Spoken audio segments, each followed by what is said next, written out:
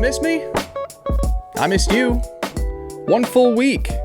What was I to do? Well, the last 3 days, I spent it tucked away inside. I don't know if you heard. Pretty big snowstorm. Came through Nashville. I'm all home alone except for my two dogs who are currently looking at me as I tape this show. Lovely lady is down in Texas with her family. I was jealous at one point thinking she was avoiding the storm. She still got hit down there as well. So it's kind of just left me on my own with my own thoughts. And because of that, it's time to put together a new show. So welcome in to the Spring Blake College Football Show. This is your favorite ball knower's favorite ball knowing show. Today is Monday, January 26th. This is the first official episode of the offseason. So you know what we're going to do? We're going to take a little look ahead into the 2026 college football season. That is right. My way too early top 10 is ready for your eyes and your ears, and it's already got the juices flowing through my soul for what's going to be another remarkable season of football, even though we're still about 8 months away from seeing everything unfold. So we're going to go through that, my top 10 teams, as we sit here at the end of January with 8 months to go until we get another college football game. Before we get into that, please support this show. If you are watching on YouTube and you're here for the first time, thank you. My name is Spring Blake. This is a college football show. I hope that helps you out. Make sure to like the video, subscribe to the channel, interact however you seem necessary. If you're listening, Spotify, Apple, wherever you get your podcast, please make sure to leave a 5-star review, subscribe to the channel, do all that fun stuff. The socials, Titter and TikTok. Titter. That should be a fun app. Twitter and TikTok, that is at Spring Blake CFB. A little rundown for what the next couple of weeks are going to look like. As I mentioned, this show is not going to go anywhere in the offseason. We're going to eventually turn ourselves into some NFL draft content. That was kind of my specialty before falling in love with college football, honestly. Watching college football players kind of is what got me in to the sport as a whole. So we're going to transition into NFL draft stuff for a couple of months. I'm not sure what we're going to do on the outside other than that, how we'll bridge the gap between the end of the draft to the start of the next regular season. But for this week, 2 shows. We're going to do the way too early top 10. We're going to tie a bow on the transfer portal at the end of this week. And then I think next week we're going to get started on the draft because it might be 2 months away from today. So we're going to try and cram in as much draft stuff as we can over the next few months. Thank you guys for supporting this show. If you made it through a full college football season with us, I hope you enjoyed it. I had a great time. I never want to stop doing it. And I can only make sure that happens with your support. So I appreciate it. So before we crack into the top 10 itself, I thought it was only fair to mention the few teams that I had just outside the club looking in. Texas Tech being one of them, they deserve some love in terms of being like an honorable mention in this way too early top 10. Texas Tech made some necessary additions, upgrades on offense in the portal, brought in Brennan Sorsby at quarterback to replace Baron Morton. They brought in a trio of speedy wideouts, Dante Lee Jr., Kenny Johnson out of Pitt, Malcolm Simmons from Auburn. Tailbacks stay the same. Offensive line, for the most part, remains the same. So I feel good about them facelifting what ultimately let them down in the playoffs. However, huge losses on the front seven defensively, having to replace all of David Bailey, Lee Hunter, Romello Height, Jacob Rodriguez, and Bryce Ramirez. Obviously, every team that we're going to mention, they bring in some names as well. Austin Romaine is the big linebacker from Kansas State. You'll try and have him replace Jacob Rodriguez as best as he can. Mateen Ibragoba. That's what we're going to do this episode, is we're going to get a whole lot of names wrong. Let's get that right one more time. Mateen Ibirogba.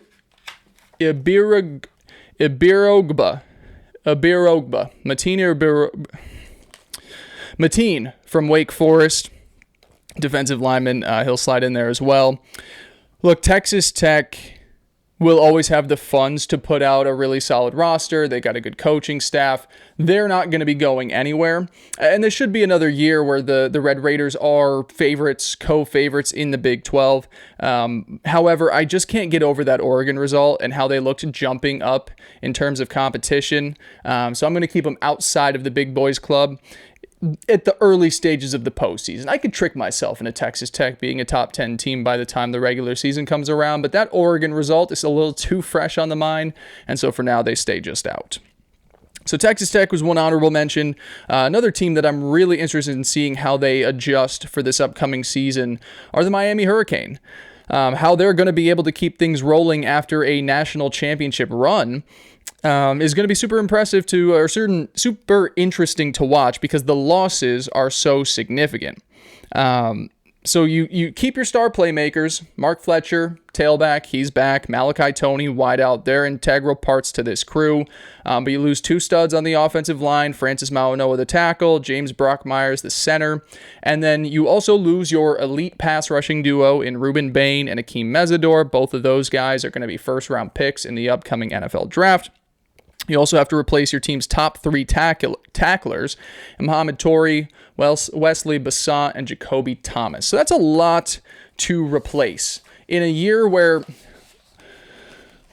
look, Miami's run was remarkable, but it was built on their defense. It was built on their offensive line, and I just named you all the reasons why that should take a little bit of a step back, at least in the early parts of the 2026 season.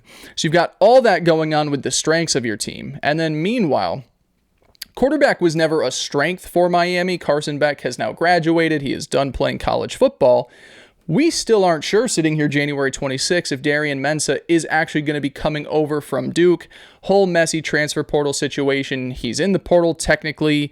The way this stuff always seems to work out is the player gets what he wants. So Darian Mensah very well might be the starting quarterback for Miami next season.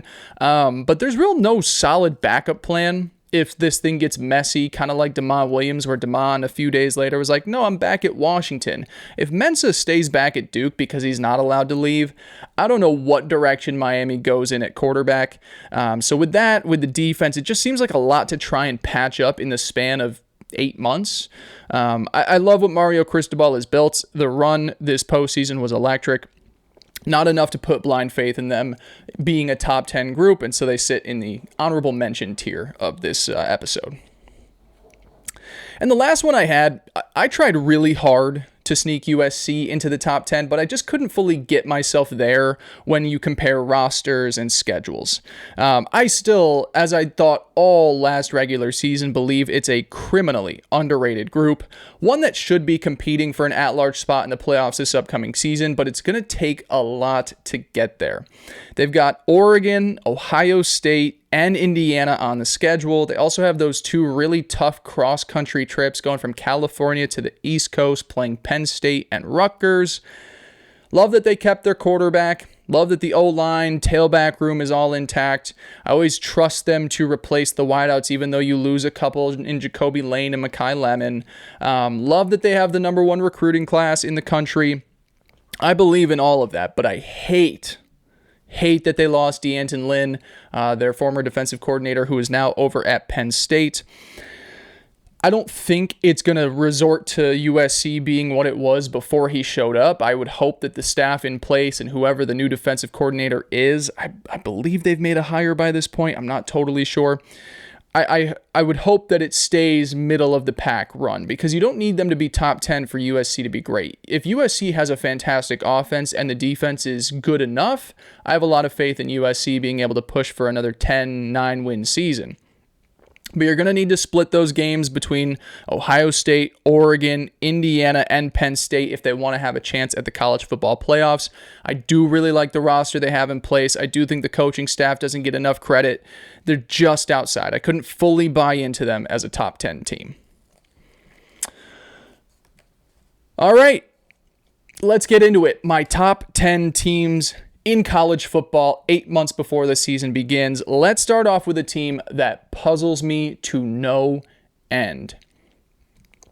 The talent is certainly top 10 nature for this team, but my trust in them is nowhere near at that level.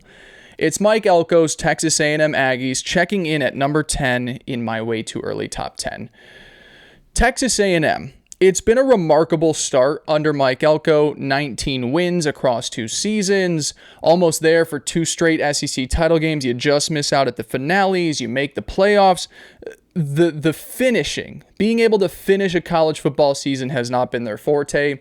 In Mike Elko's first year, it was 3 losses over the Final Four that kept them out of SEC title contention. This year, despite an 11-0 start to the season, they lose the finale to Texas. That keeps them out of the college or the SEC title game. Then you make the playoffs as an at-large because you just have 1 loss.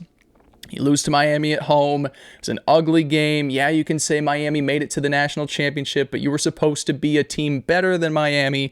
So it's hard to not feel a little bit sour about how things have ended with Texas A&M. And now you enter this year, and there's a lot of shuffling pieces. You have new pieces along the offensive line, new pieces along the defensive line. The offensive line was a huge strength for the Aggies. And I'm not saying that's going to fall off a cliff. They lose, I believe, 3 starters from last year. They brought in 4 starters with SEC starting experience. So you would hope that you can get the coaching and the pieces in place to where it doesn't take a huge drop off the cliff. Defense, it's been very spotty at times. I do think up front they do a really nice job. The back end can be a little bit shaky sometimes. They struggle with tackling. The talent of Texas A&M should be top 10 caliber, but it's just so inconsistent. It's so many different pieces. The main one being Marcel Reed for me. I think Marcel Reed is one of the best athletes, best playmakers this sport has to offer, but it's just too up and down right now to feel confident over it. And I felt this way the entire regular season. I was like, yeah, Texas A&M's doing great. The record's awesome. The schedule, though, haven't played anybody that's too impressive. And also the performance of its quarterback was very shaky.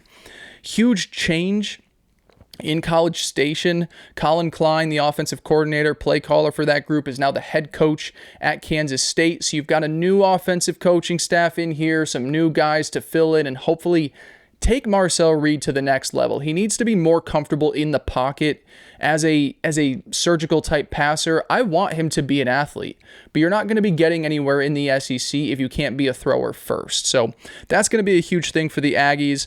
The talent is still there. You still got which tailback do they still have? Is it Reuben Owens, I believe, will still be there. You still have some pieces on the offensive line. Mario Craver looked like one of the best receivers in college football. They also add in Isaiah Horton from Alabama.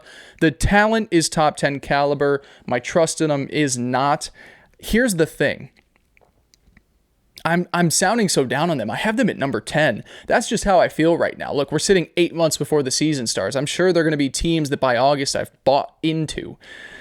I put them at 10, and I really don't buy into them all that much. That just has to say how I feel about this range of teams in college football right now. But the Texas A&M Aggies checking in at number 10 of my way too early top 10 for the 2026 college football season. Moving along to a team that I really love what they're bringing to the table for next college football season. In at number 9 for the Spring Blake way too early top 10 are the Michigan Wolverines, now led by former Utah head coach Kyle Whittingham.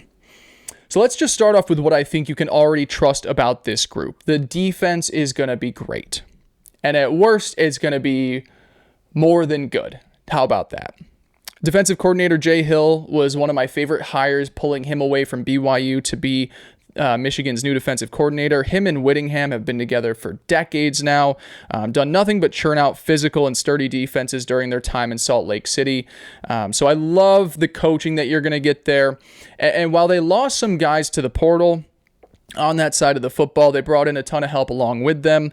John Henry Daly comes over at the edge position, Smith Snowden at corner. Those are both Utah transfers, so you're getting some familiarity with the coaching staff, along with the guys sticking around, which was a good but not great Michigan defense. It should make it one of the stronger groups in the Big Ten, just with the mix of guys sticking around and the influx of talent, already having experience in this defensive system. So you're giving me a defense that I can trust, and then you add that to what I think is already going to be a frisky offense with a ton of upside, and I can really start to picture a playoff run in Ann Arbor.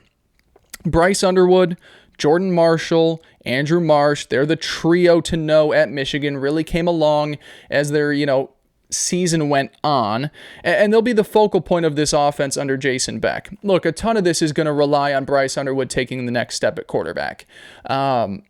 Jason Beck spent a few years there with Devin Dampier, both at New Mexico State and last year at Utah. Underwood, obviously a much greater talent. I hope they can get a little bit more going with him as an athlete. I believe that they would utilize his legs more, which can then in turn make him a better passer and kind of open up more opportunities for him to take shots down the field, where I do believe his arm strength will play a big role. So I think you've got some high upside playmakers. Those guys right there, Underwood, Marshall, and Marsh, could really help this thing take off. The offensive line returns a decent amount of production, led by left tackle Evan Link. Added a couple of playmakers in from Utah as well. J.J. Buchanan, the tight end. Salsi Moa, the wideout. I kind of look at Michigan like I did look at Oklahoma a season ago. The roster, to me, is talented enough to get to 10 wins. I thought that this team was going to be a fringe playoff contender, even with a poor coaching staff. But now you get in a better coaching staff, a coaching staff that I trust more. I think if you can get to that 10 wins, doing it with the schedule that they have, that one that includes Oklahoma, Indiana, Iowa, Penn State, Ohio State, and Oregon, the resume would be undeniable. That's the comparison to Oklahoma. The roster is so talented that I believe if they can get to 10 wins, and it's going to take a gauntlet to get there, much like it did Oklahoma, you'll be sitting there and saying, okay, well, a 2 or a 3 loss team, look at the teams that they beat to get to that point.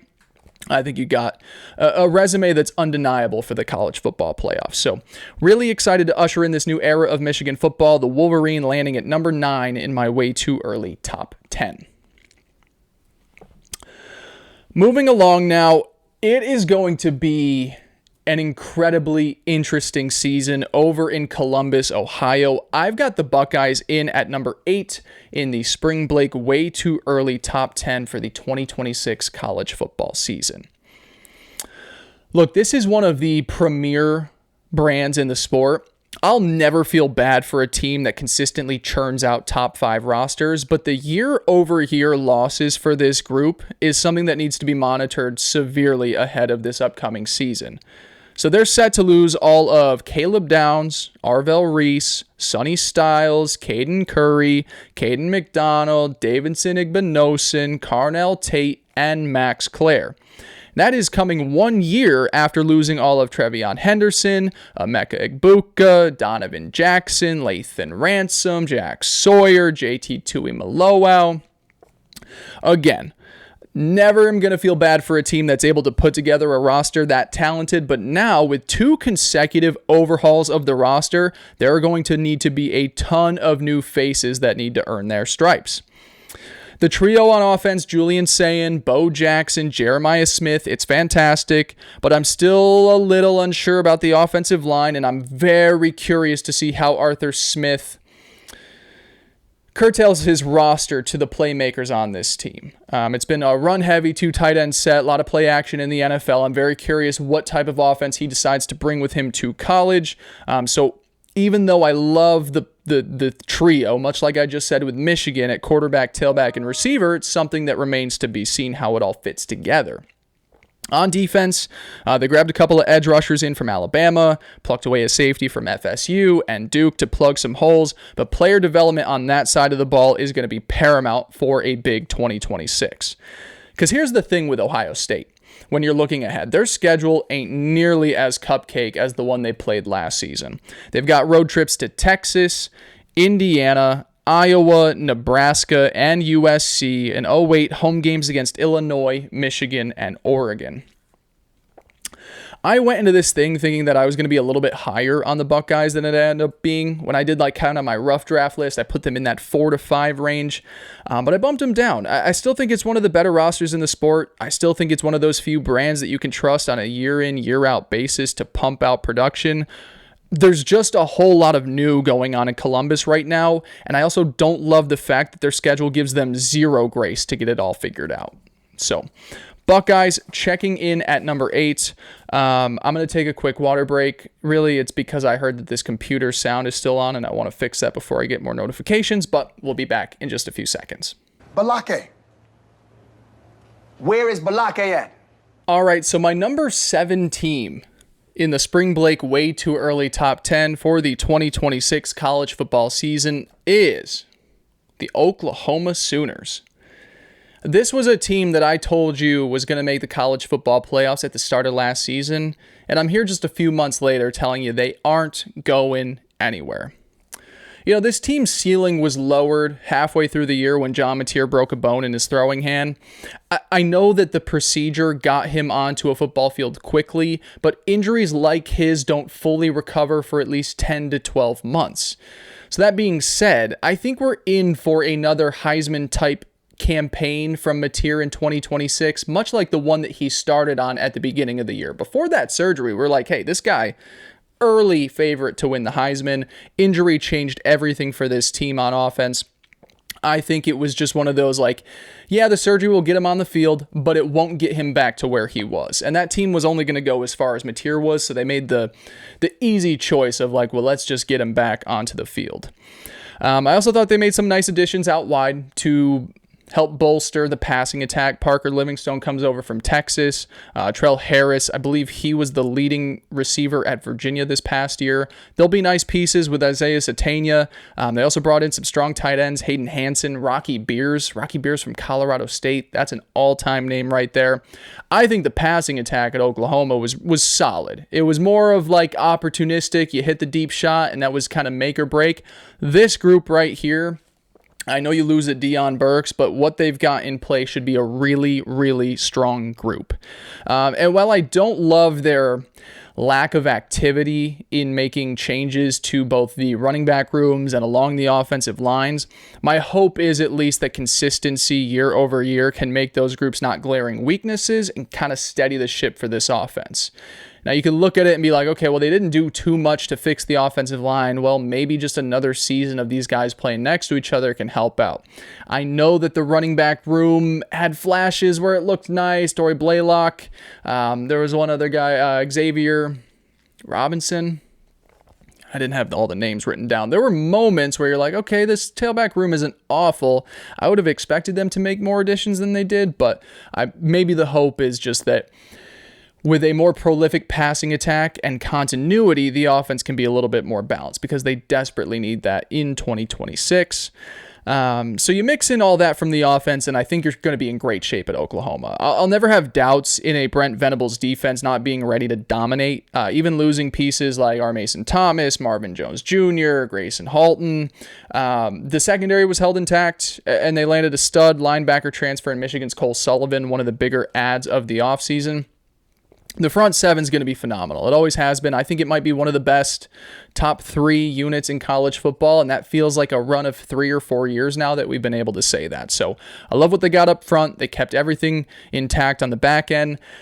Schedule isn't great. Pretty front-loaded. You got Michigan, Georgia, and Texas before the middle of October comes around.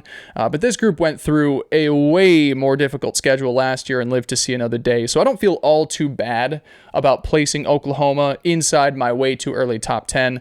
I got them here at number 7. We'll keep marching along. Look, in today's college football, LSU as a program should always find itself inside the top 10 of college football rankings, no matter the year. And I've got them here at number 6 in the first year of the Lane Kiffin era. I love just about everything this program has done since the Lane hire became official. Love that you were able to pull just about the entire offensive staff over from Ole Miss, specifically Charlie Weiss Jr., who's one of the best play callers in the sport. I love that you were able to convince Blake Baker to stick around. He is also one of the best defensive coordinators in the sport, worked miracles over the last couple of years to keep LSU within games sometimes. So I already think you're going to have one of the best coordinator duos in the nation between Charlie Weiss Jr. and Blake Baker. I love that you got 3 of the best portal acquisitions possible. Sam Leavitt will do just fine as this team's starting quarterback. Jordan Seaton, mammoth left tackle prospect. He comes over from Colorado. And then you were able to grab Princewell. Excuse me. You were able to grab Princewell Umanmielen. Let's try that one again. And you were also able to grab Princewell Umanmielen. Oh, the names. I knew they were going to get to me today. There's a few more at the end of this list that I'm just dreading. And you were also able to grab Princewell Umanmielen. He comes over from Ole Miss, joins as the team's best pass rusher. Sneaky favorite addition while I'm here. There's a guy that I loved and he landed at LSU, and I think he could be in for a big year. And that's Eugene Wilson, wide receiver from Florida. I really think he's a nice fit into Lane Kiffin's offense. They're really talented at the wide receiver position, but that's a guy that I think people could be talking about in the middle parts of the season, being like, oh, where did this come from? Who's this little guy? The only thing that I need to see before I believe as it pertains to LSU football is the run game and the offensive line. Now, look, Lane always brings a strong run game wherever he goes. Offensive line can be a little hit or miss at times. But those were two groups that Brian Kelly was never able to get humming. A shameful act when running one of the more premier programs in the sport. I still need to see it. You still need to see some tailbacks kind of take on that lead role. Still need to see the offense do a little bit better run blocking, pass protection. But everything else I feel pretty solid about. And hey, the schedule isn't pretty when you're in the SEC, but all of LSU's toughest games, just about all of them, are at home. You get Clemson at home, Texas A&M at home, Alabama at home, Texas at home. Your toughest road games are going to be Ole Miss, SEC opener, and Tennessee. Two tough environments, two tough games, but your toughest opponents are all coming to you next year, which is really nice when you're trying to set a solid foundation in the first year of a new era. I don't know if LSU has the ceiling in year one to get you deep into the playoffs, but I think the foundational pieces and the buttons that they've pushed so far will have this team ready as a top 10 program come August. I don't know if we're going to be sitting here being like, wow, Lane got his team to the semis in year one of the college of his run at LSU, but I do think they'll be in the mix as one of the 10 best teams in the sport. Now, stop me if you've heard me say this before, but man, do I love me some Oregon football under Dan Lanning. The Ducks check in at number 5 in my way too early top 10. Here's what I'll say off the rip about Oregon football. This might be the best defensive front in the entire sport. Mateo Uiagalelei, Bear Alexander, Amari Washington, and Tetem Tuioti, I did that right, are all set to return and should be an absolute force for Dan Lanning's defense. That is going to be the anchor of this football team, is their defensive front. They also landed Ko Parrish, one of the best safeties in college football from this past year, as a true freshman. He comes in from Minnesota to replace Dylan Thieneman, who went to the NFL. So I love and trust what you're going to get on that side of the ball. I always feel great about Oregon's defense. And I think the offense is in a good position to take that next leap, because that's where I felt things fell off for this team at the end, is that the offense was kind of letting down solid defensive performances. That Oregon-Indiana game, sure, it wasn't the best. Texas Tech, even, at different points in the regular season, I need this offense to step up and be that 30 points per game type team. Drew Maringer is in as the team's new play caller. He replaces Will Stein, who's off to Kentucky, and he has the luxury of Dante Moore returning under center after he flirted with the NFL draft for a little bit. So I like that he got the continuity at quarterback. I love that Moore decided to come back to get more reps. DeCorian Moore, out wide, incredibly talented wideout, just finished up what was a great freshman season. Got dinged up along the end of the year, wasn't his true self when you needed him most in the playoffs. I think he'll be back in for a massive 2026 season. How about this? Evan Stewart, he's going to be back. He's going to be back returning to the Ducks. He missed the entire season with an injury sustained in the spring or summer. I kept waiting for him to come back in the playoffs. I was like, they're going to do it. They're going to push the button, and it just wasn't there. But he'll be back. Really nice wide receiver duo there with DeCorian. The tailbacks, ferocious room. They kind of just churn out 2 to 3 guys that are good for 5 yards a carry. Offensive line loses a couple of starters, but Oregon's in a spot where they're always ready to reload. And again, brought in some solid transfers at tight end and receiver to replace the losses of Malik Benson and Kenyon Sadiq. So look, this year at Oregon is going to be all about getting over the hump, finding your way into a national championship run, not falling short in the semis and the quarterfinals. And a lot of that is going to hinge on this next leap from the Oregon offense and being able to turn itself into a more consistent group. But even if that next gear isn't met to its full extent, just like it's been the last few years, Oregon will still be hanging around as a contender in the Big Ten and certainly in the mix for another college football playoff berth. So Oregon lands in as my number 5 team in the way too early top 10. Moving along now. What a couple of years it's been in Bloomington, Indiana. This year's national champions land at number 4 in my way too early top 10, and I love how they've positioned themselves to defend their crown in 2026. So obviously the biggest shoes to fill are Fernando Mendoza, Heisman-winning quarterback. He's off to the NFL, to the Raiders with the number 1 overall pick, but the Hoosiers made quick work in landing Josh Hoover out of TCU to be the team starter for 2026.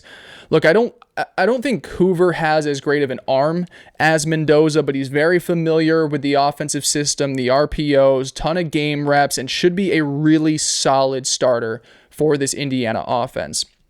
But where this team really made its money in the portal was by getting all the pieces around him to make this thing easier for its new quarterback. Nick Marsh was the best available wideout in the transfer portal. He joins from Michigan State. Marsh and Charlie Becker will try to fill the shoes of Omar Cooper and Elijah Surratt as those two are headed off to the NFL.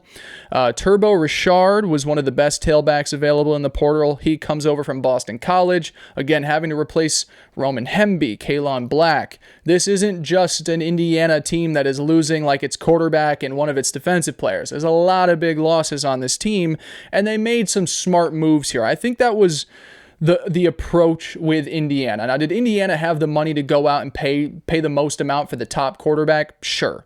Did they also take a look at the roster and say, well, if we can get this quarterback at this price tag, we'll have money to go to this wide receiver and this tailback and this offensive lineman and this defensive back. And I think they just understood that it had to be a little bit different of an approach this time around. And so, I think that works. He fits the system well. And then, all the shiny pieces on the outside will elevate his performance because of it. That's what Indiana's got going on offense. They lose their staples on defense. Stephen Daly, Aiden Fisher, D'Angelo Pons, Lewis Moore, all out the door. But they did get some strong replacements. A.J. Harris comes over from Penn State. Toby Usunsanmi. I'm so bad with this shit. Osunsanmi from Kansas State. He's the big defensive line addition that the Hoosiers made.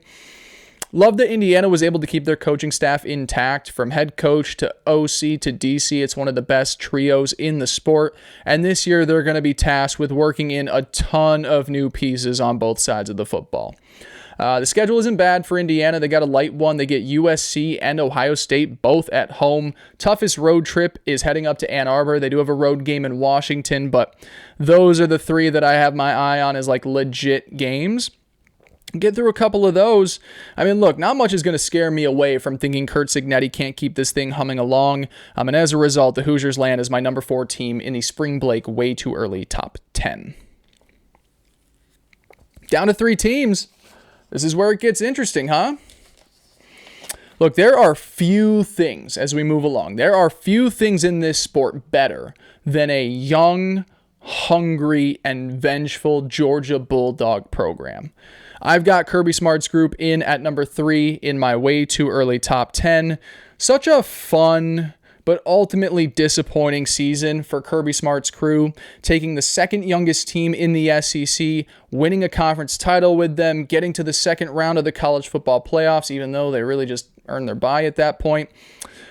For a program with title aspirations every season, I think it's hard to miss out on the semis 2 seasons in a row. You also miss out from the playoffs the year before.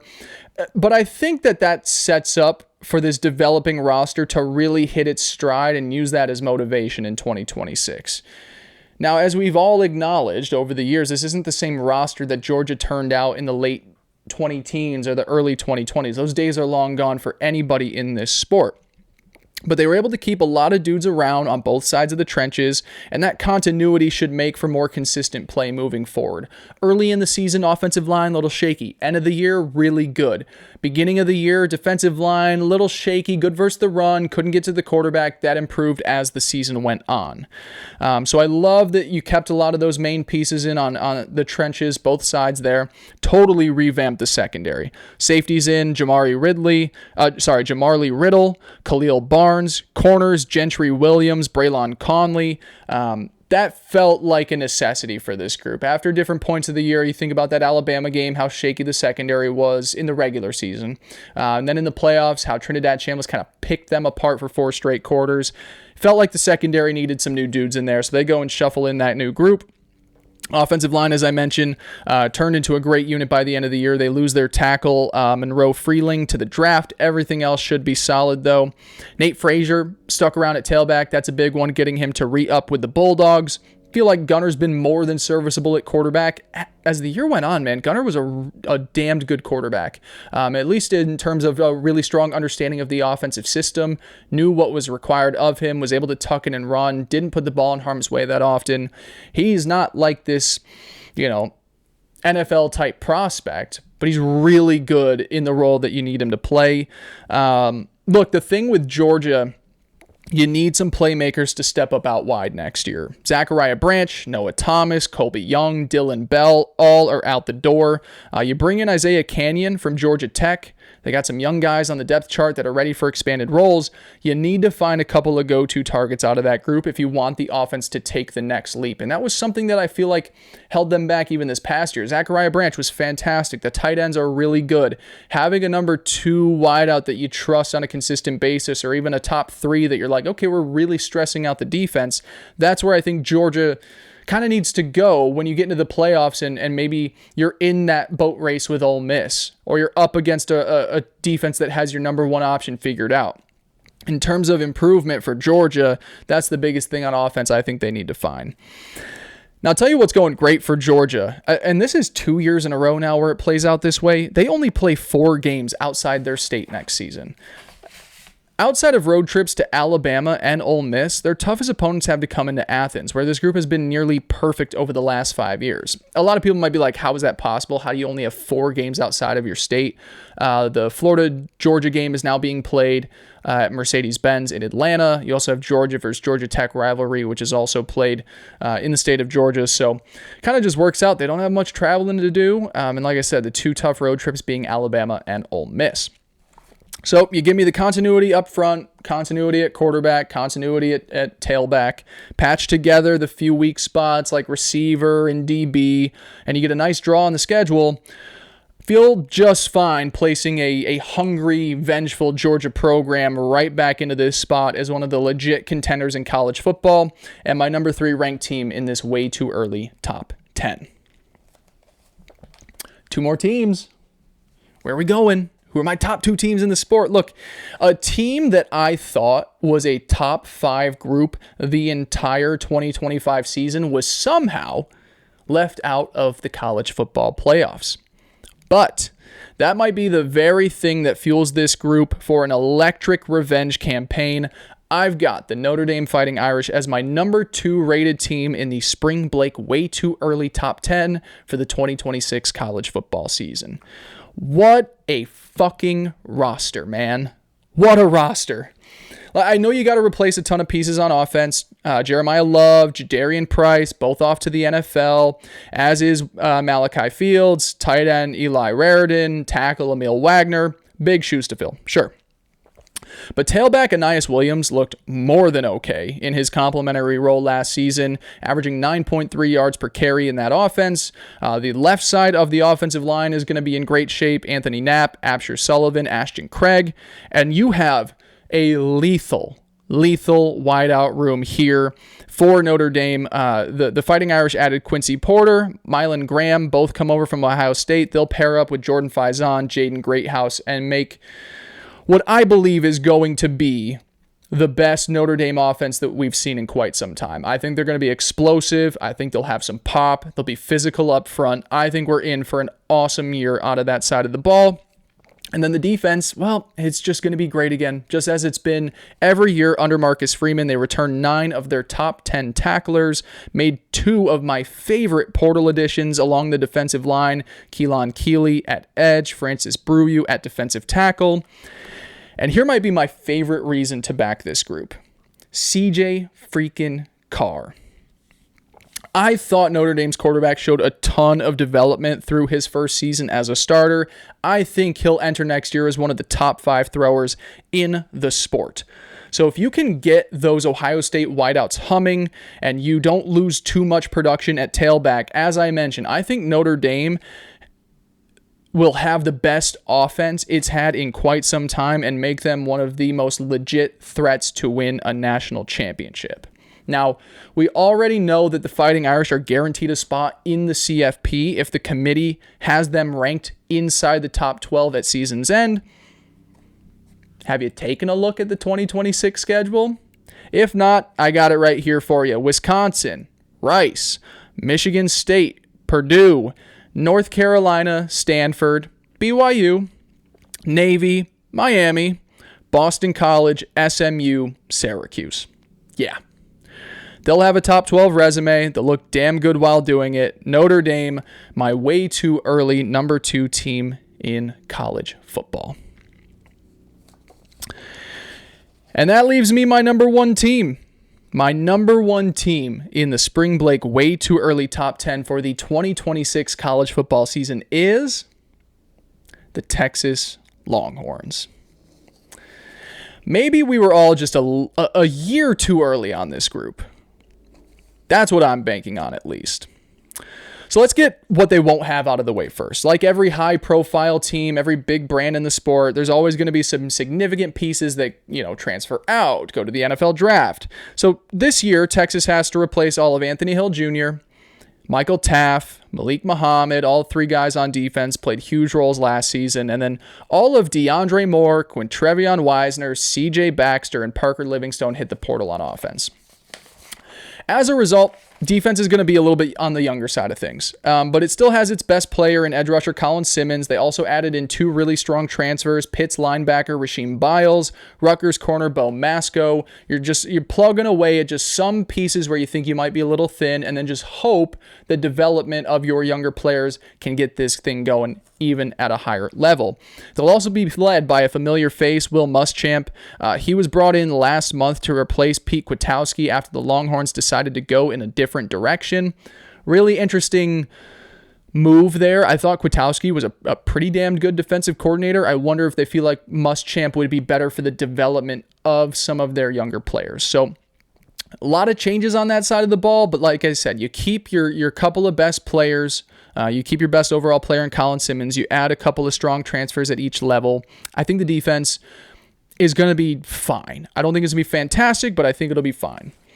But when you think about what really held this team back through stretches of last season, I'm not overly concerned at all about the group of departures they had on offense. Texas's offense lacked explosive playmakers, guys that could create after the catch, make guys miss in the open field, and so they brought in some huge upgrades. Cam Coleman has a chance to be one of the most explosive wideouts in college football next year. He goes from a Hugh Freeze, Jackson Arnold-led offense to now a Steve Sarkisian and Arch Manning one. Yeah, I think that'll do. They also pulled the tailback room of Hollywood Smothers and Raleek Brown over from NC State. Really solid tandem. I've already spoke a ton about how much I love Smothers. I think that'll provide them more receiving ability out of the backfield as well. Overall, huge upgrade to the tailback room. So now you'll enter the new year with one of the best quarterbacks in the nation, a guy who showed a ton of development over the course of the year. He'll be throwing to one of, if not the best wide receiver tandems in Ryan Wingo and Cam Coleman.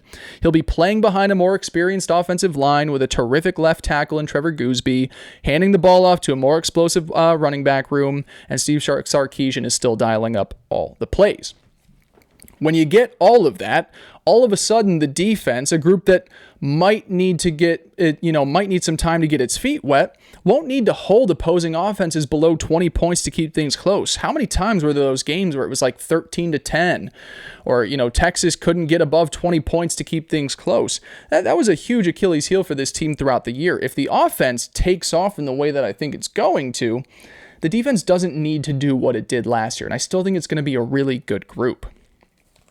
I know that we watched teams this past year, your Penn States, your LSUs, throw all the chips in the table, go and win the transfer portal, go and win the recruiting. Oh, yep, we're all in for this upcoming season. And those teams fell flat on their face. I get it. It's a scary thing to buy into, but I have way more faith in a team led by Steve Sarkisian and Arch Manning than I do a group led by Drew Aller and James Franklin, or Garrett Nussmeier and Brian Kelly. I love the way they attack the portal, all while still keeping the most important pieces intact on their roster. I also like the schedule for next year. They avoid Georgia, Alabama, and Vandy. They get teams like Ole Miss and Florida at home. So you get all that good stuff on paper mixed in with an offseason of development. Has me feeling great about this group heading into 2026, and that is why I've got them tabbed as my number one team in the Spring Blake way too early top 10. So that's it. That's the list. Let me just run through it one more time, and I'm making my life difficult now because I got to reshuffle some papers. It's Texas, it's Notre Dame, it's Georgia, it's Indiana, it's Oregon, it's LSU, it's Oklahoma, it's Ohio State, it's Michigan, and at number 10, it was the Texas A&M Aggies. That went a little bit longer than I thought it was going to. I appreciate you guys sticking around and listening. Again, we'll be back later this week doing some transfer portal stuff. God, doesn't that just get you fired up? That just has me so excited for a season that's still got 8 months to go. But we'll be back in a few days. We'll talk some transfer portal. We'll talk show moving forward. I know I had talked about doing TBHs and rates for college football teams. That's now going to stick to just the socials. I feel like it'll do better as a clip that way. So make sure to head over to the TikToks if you want to hear my thoughts wrapping up some seasons. But yeah, we're going to quickly transition into NFL draft talk and try and get this thing back to August where we can start previewing the 2026 college football season. Thank you guys for tuning in. I love you. I appreciate you, and I'll talk to you in a few days. Peace.